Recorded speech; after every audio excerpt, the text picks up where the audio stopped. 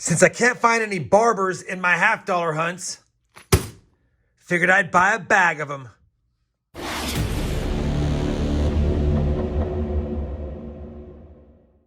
Hey everyone, it's RobFindsTreasure. Welcome back to the channel. I bought a $54.40 bag face value of barber stuff. Now, he did add all the SLQ stuff he had because I figured I'd add it in there. There's a couple of bucks worth of that. But bottom line, this is basically a barber bag. $54.40 face value. I paid exactly $1,090 for it. I think it came out to like $1,088. And we just rounded up to $1,090. So $1,090 on this bag. That's about 20 times face. That's actually a really good price for barber stuff. It's not a good price for slick SLQs, but it's a good price for barber stuff. Typically, barber stuff is 30 to 40 times face unless it's completely coal. He said there are a lot of coal pieces in here, and there are some nicer pieces. That's why he cut me a deal on it at only 20 times face. So I'm pretty excited about that. Anyway, I figured I'd go through this bag. We'd segregate all of the Barber Half Dollars, Barber Quarters, Barber Dimes, and the SLQs. And if we have any seeded stuff that found its way in the bag, we'll separate that stuff too. Not expecting any key dates or better dates in here. Of course, we'd love any key Barber Half Dollars. We'd love any key Barber Quarters or Barber Dimes. Anything like that would be a miraculous find and an unlikely one, but we take it. What we really want is to find some better looking coins and maybe some slightly better dates or maybe some upgrades to my 3 Barber albums. We'll have to see. I've talked long enough. Let's get this dumped out and let's see what we got in the bag.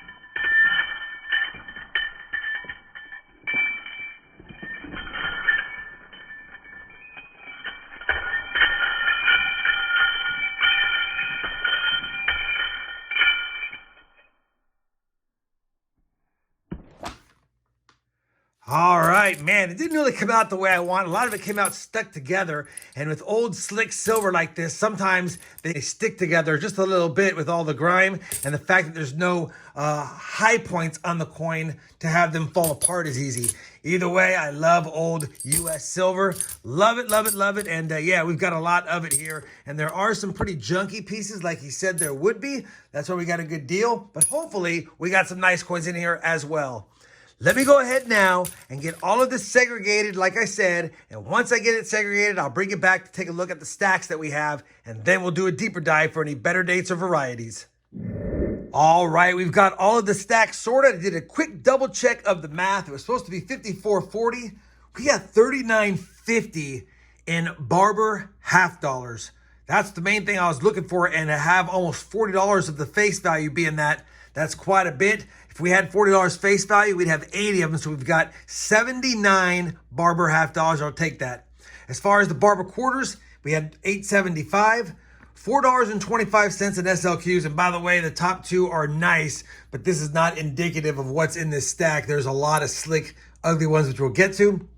And then $1.90 in Barber Dimes. So total was $54.40. That's what we paid for. So definitely, we will take it. Now that we've got that done, I think I'll start with the small stuff first. Let me go ahead and knock out the Barber Dimes. We'll see if we have any better dates. I'll show you them in the wrap-up, and then move on to the quarters after that.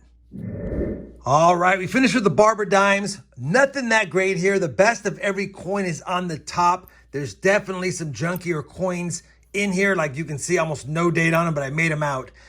Best coins or the best finds of the bunch are going to be the 1893 second-year Barber Dime, although it's pretty slick and probably cleaned.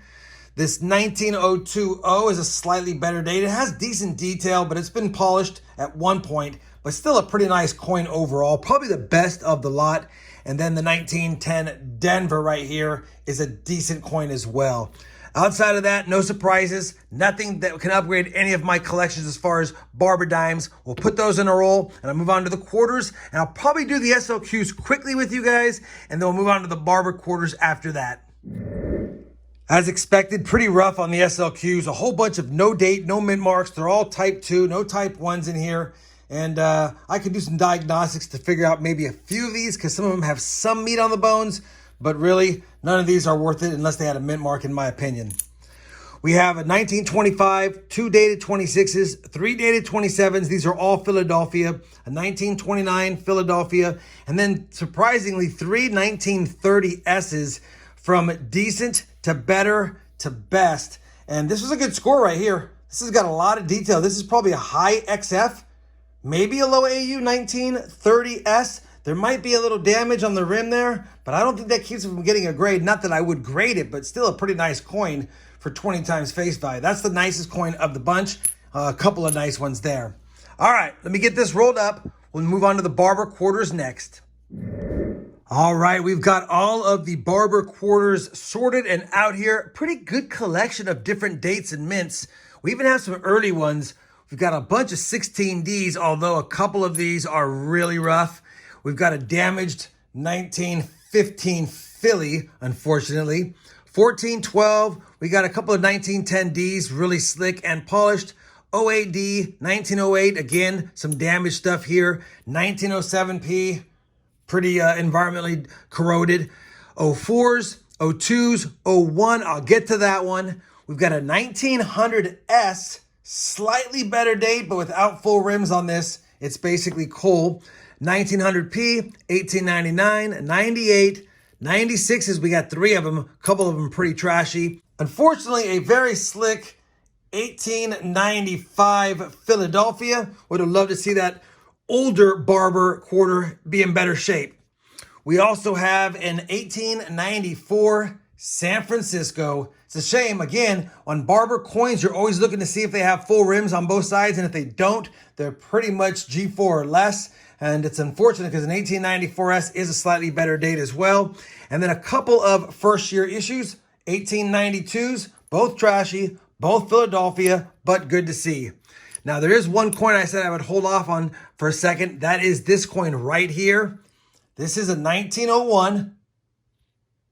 Oh, and it has pretty much full rims. 1901 is definitely a much better date. There is over 1.6 million of these produced.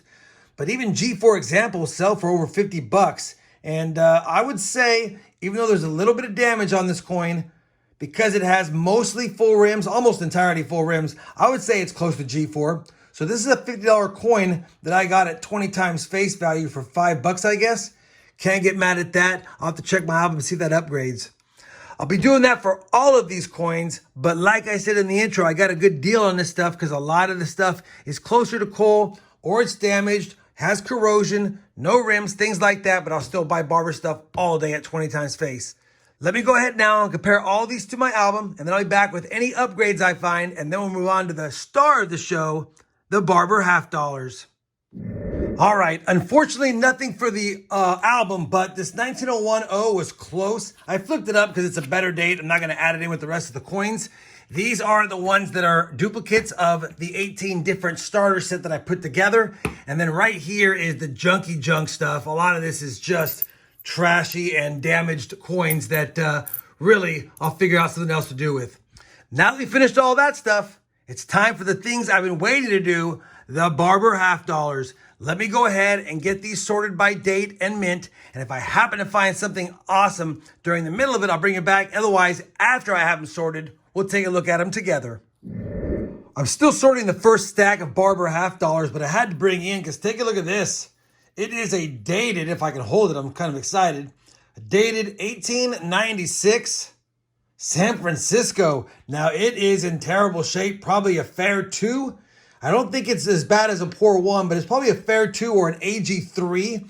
And even an AG3 coin like this is probably a $50 all-day coin. Matter of fact, I did go on eBay because I wanted to double check if I was right. And 1896, I saw one that was kind of like mine right here, $42. Another one that's pretty beat up, where is it at? 1896S, Here's another one right here for 60 bucks. So it's probably a $40 to $50 coin. Can't get mad at that. And that's right after I already placed the 1901 O up here, but I'll get to that one in the wrap up.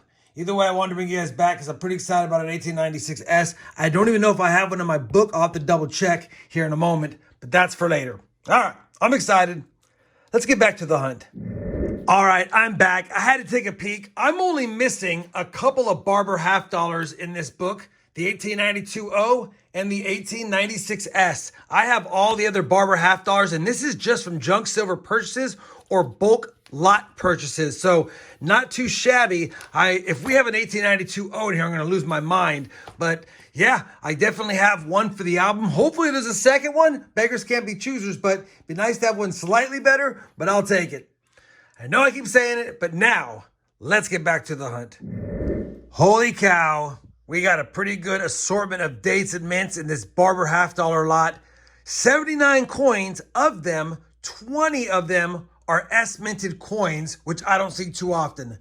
As far as New Orleans, 1, 2, 3, 7, 8, 9, 10, 11, 12, 13, 14, 15 or so are New Orleans mints. So can't get mad at that. Half the coins are San Francisco or New Orleans, and typically you only see the Philadelphia mints in your lots when you find them.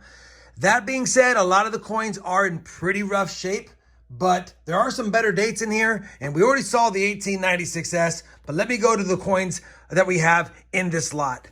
We have an 1894 O. That's a better date. It is cleaned. It doesn't have all its rims, but still, I'll take it. 1895, and then 1895 O. It's cleaned, it's polished, but you can make out the O, and you can make out the date. Another better date in this condition. It's pretty much cool, but still fun to see it in the lot. We've already covered the 1896S, and yeah, it's decent enough, and it adds to my collection. We have an 1897P, 1898P, and then another better date, 1898 New Orleans. We'll definitely take that. Again, doesn't have rims on the back. It is more worn than anything, but could be an upgrader. Still a better date. 1899s, a ton of them. A lot of the Phillies. We always see the Phillies in our hunts. Don't see the New Orleans or the San Franciscos too much, but we did get an 1899S. It's not in great shape though. Moving on to the 1900s, we got the O's, slightly better date. We got the 1900Ps and the 1900S. We have a couple of those. And 1900S, I can't remember if it's a much better date, but I think it's a better date in the higher grades. Matter of fact, a lot of the coins for Barber Half Dollars are better dates in the higher grades. 1901O, 1901P, 1902O, bunch of 1902Ps, and even a couple 1902 San Franciscos. We'll definitely take those. We have 1904, just the Philly. No 1904 O's and no 1904 S's. The S's for the 1904 is a much better date. We didn't have it. 1905, only S's. We have 4 of them. So 05 S's, no 1905 P's, and no 1905 O's. Those are better dates. 1906, we got them all. O, P, D, and S. 1907, P, D, and S. 1908, O, D, and S. No Phillies. 1909 S. 2 1911 S's. 1912 P and D. 1913 S. And 2 1915 Denvers. No 1914 P and no 1915 P. Much better dates as well. That being said, we know we have an album edition. We could have some upgrades. This is definitely a fun lot. And odd that some of the common dates are missing and some of the better dates are on the board. But beggars can't be choosers. That's a fun lot. Let me run through this. I'll make a starter set. I'll pull out some better dates. I'll compare them to the albums, and I'll see if I have any upgrades or additions. We know we have one to my collection. Well, we finished going through all the Barber stuff. I put the better date and the better of the coins, if I had a couple of them, in these flips right here. And then I have a 30 coin different Barber lot here. I'm probably going to have to break it up because 30 Barber coins is quite a big lot to sell all at once. But either way, 30 different ones outside of these ones right here. And then these are the duplicate ones where we had a bunch of 1899s and things like that.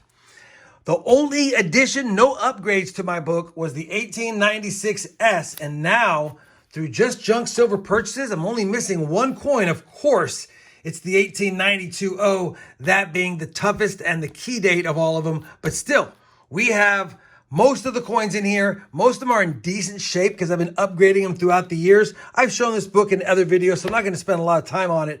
But again, we put this together by just, the last 6 years of junk silver purchase and hunts. And yeah, every once in a while we get a goodie, we upgrade it, we put it in here, and that makes me happy. And that is always a good thing.